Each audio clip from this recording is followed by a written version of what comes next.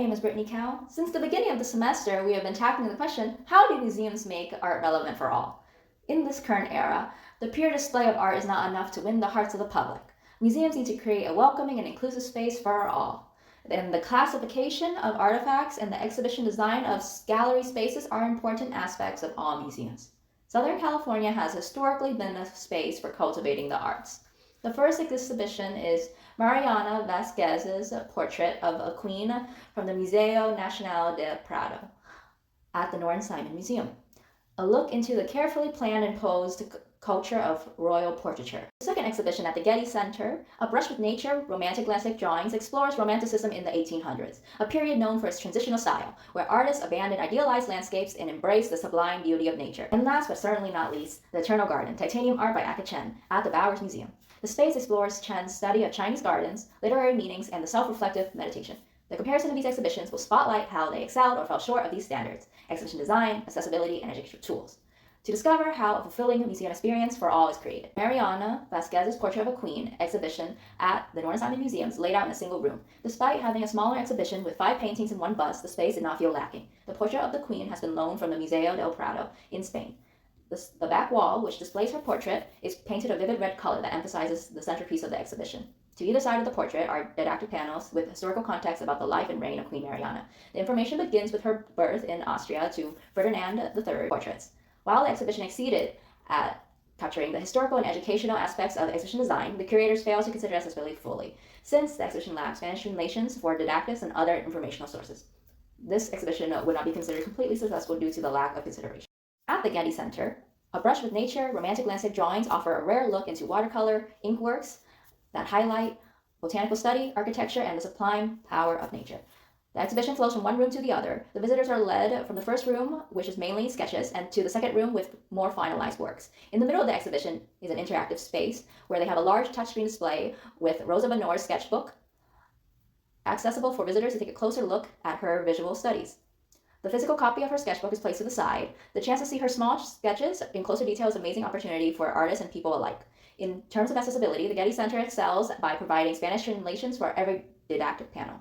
This is a noteworthy compared to the Norton Simon Museum, which, despite showcasing a portrait of Queen Mariana of Spain, failed to provide information in Spanish.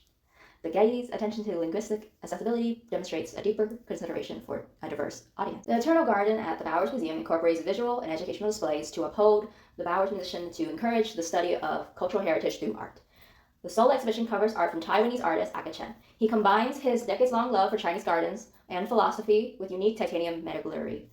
The visitors are invited to move around the pathway. The exhibition has a large animated display to showcase the transformative nature of Chinese gardens with the addition of titanium metalwork. Every artwork is connected to literary symbols of the Chinese language. At the end of the room, there's a display case which contains every stage of development for this unique medium. Furthermore, the curators have included a video interview with the artist to explain his process and inspiration for creating his work. The exhibition is successful for its use of educational tools and immersive design, but still lacks complete accessibility since the artist is Taiwanese. The information panels could have been translated for the benefit of the artist's community. Education and accessibility are instrumental components of creating a successful exhibition. Didactic panels and interactive objects are necessary for exhibitions. It is important to be well-researched and written with the general public in mind. All 3 exhibitions have incorporated a strong educational foundation through didactic panels and interactive spaces. However, inclusivity, accessibility, and thoughtful design are factors that change a good exhibition into a truly relevant one. By acknowledging the cultural backgrounds of their audience and utilizing greater methods of engagement, museums can ensure that art remains meaningful in the modern world. According to A Guide to Exhibition Development, all exhibitions start with a central concept, supported by key messages. Audiences are expected to leave the exhibition having understood this big idea through visual and interactive tools. Thus, Mariana's exhibition works as a lesson on history and royal portraiture's influence on politics. However, the exhibition lacks accessibility due to the lack of Spanish translations. This creates a barrier when the small, intimate space could have been a breeding ground for discussion and learning. In contrast, A Brush with Nature is a well-designed space that promotes engagement and learning. The digital display of Bonheur's sketchbook provides a place for interaction. The attention to linguistic accessibility in their didactic panels draws in Spanish-speaking individuals to the space. Lastly, the Eternal Garden stands out for its exploration of cultural heritage. This exhibition seamlessly weaves traditional Chinese philosophy with modern metalwork to create a dynamic and immersive experience. This exhibition can be improved by considering California's population, since the Bowers did not include information in any additional languages. Thus, the pure display of art is not enough to capture the interest and support of the community. While all three exhibitions succeed in educating viewers, A Brush with Nature is an example of how museums today can make art both relevant and accessible to broader audiences who are fluent in Spanish. If the Eternal Garden had considered translating its materials, the exhibition would be the most accessible of the three. By considering more languages to create accessible museum visits for all, institutions should prioritize inclusivity, cultural representation when designing exhibitions for increasingly diverse populations. Thank you for listening. Does anyone have any questions?